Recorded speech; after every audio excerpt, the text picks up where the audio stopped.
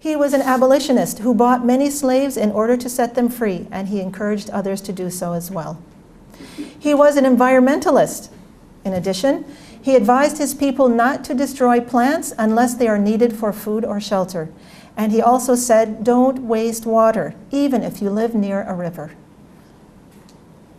He was concerned about the welfare of animals and prohibited animal fights for sports. He also said, do not take any living object as a target. I mean, like for target practice. He encouraged his community to care for stray animals and warned the people against overloading their camels. And then finally, he ordered butchers to use a sharp knife and to swiftly cut the jugular vein during slaughter to minimize pain and suffering. He added that one animal should not be slaughtered in front of another. So not only was he concerned about their physical well-being, but also their animals' psychological well-being. He was a leader of his time and continues to be a leader until today. He was a diplomat who mended relations with warring tribes and unified the Arabian Peninsula. He was a commander-in-chief who defended Medina from several attacks despite great odds. He was also head of state. He dictated the Medina Constitution. You can look that up online. It's one of the earliest constitutions ever written. He was so renowned for his justice that even the Jews brought their suits to him to judge in accordance of their law. He was very well known as a fair and just leader and judge. His greatest achievements were that, first of all, he related the Quran and ensured its correct transcription as it was revealed to him. And, of course, he restored the religion of Abraham. He united the warring tribes of the Arabian Peninsula and brought peace to the region. He established a community that lived by the Quran, not an easy task in any age. He inspired generations of Muslims with his teachings and exemplary behavior, and he is quoted in thousands of prophetic traditions that are second in authority only to the Quran. As I mentioned, his name is mentioned in the Quran 4 times, whereas Jesus is mentioned, I think, 25 times, and Moses, maybe 120. It's a lot. Muhammad is mentioned 4 times, but very important mentionings. First of all, Muhammad is the messenger of God. Second, Muhammad is only a messenger. Other messengers have passed on before him. Third, Muhammad is not the father of any of your men, but he is the messenger of God and the last of the prophets.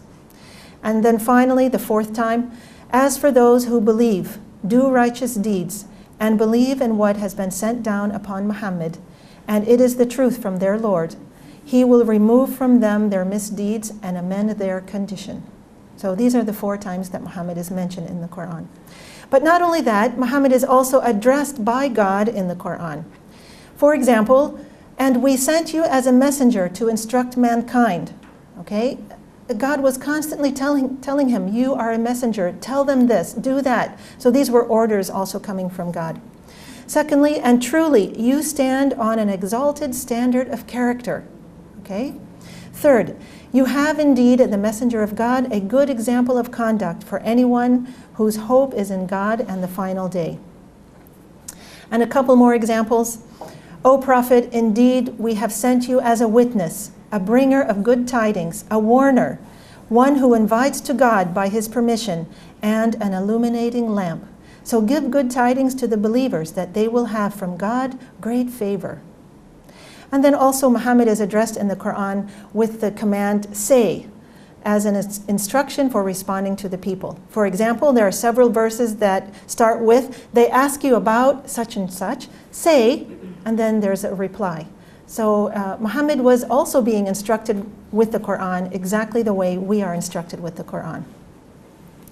Muhammad has very many eloquent sayings. They're usually very short and sweet.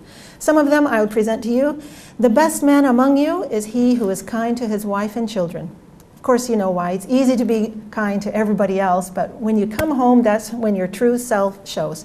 So the one who is kind to his wife and children is the best. The best kind of charity is that given to a poor relative who is also hostile toward you. Don't forget him. This is the best kind of charity. Third, he is not a believer who has a square meal while his neighbor goes hungry. A lot of social responsibility in Prophet Muhammad's teachings. He said, love for others what you love for yourself. I think an idea that has been expressed by every single prophet who lived. He who is not kind to others will be denied God's mercy. So be kind, and kindness will be shown to you. And then finally, God is beautiful and loves beauty. So these are some of his sayings. There are many, hundreds and thousands you can find in specialized books of his sayings. Some biographers had some very nice things to say about him. In 1936, George Bernard Shaw said, I have studied him, this wonderful man, and in my opinion, far from being an antichrist, he must be called the savior of humanity. I believe that if a man like him were to assume the dictatorship of the modern world, he would succeed in solving its problems in a way that would bring it much needed peace and happiness. Unfortunately, Muhammad is rarely recognized in Western textbooks or encyclopedias, if at all, if he is even mentioned at all.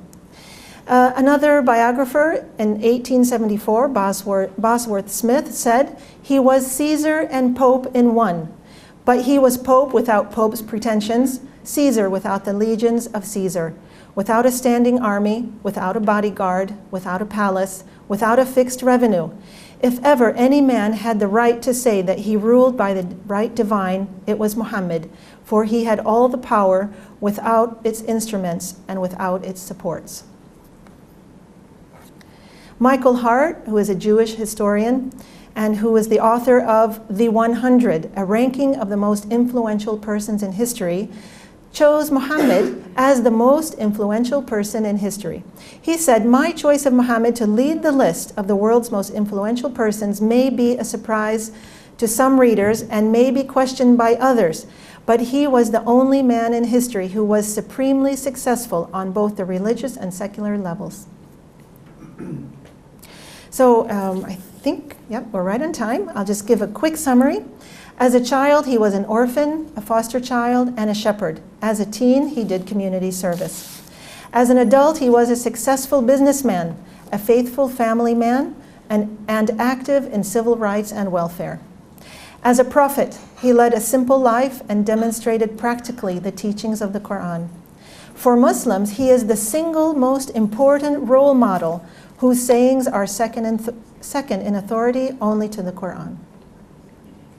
So next we're going to show the documentary produced by PBS, the Public Broadcasting System, entitled Muhammad, Legacy of a Prophet. I've also added my email address. If anyone would like a copy of this presentation, I'd be happy to send it to you. You can send me an email. I will click reply and attach the presentation. And also I've put the website of my new blog, which is only a couple of weeks old, but you're invited to have a look and join me with any comments or questions.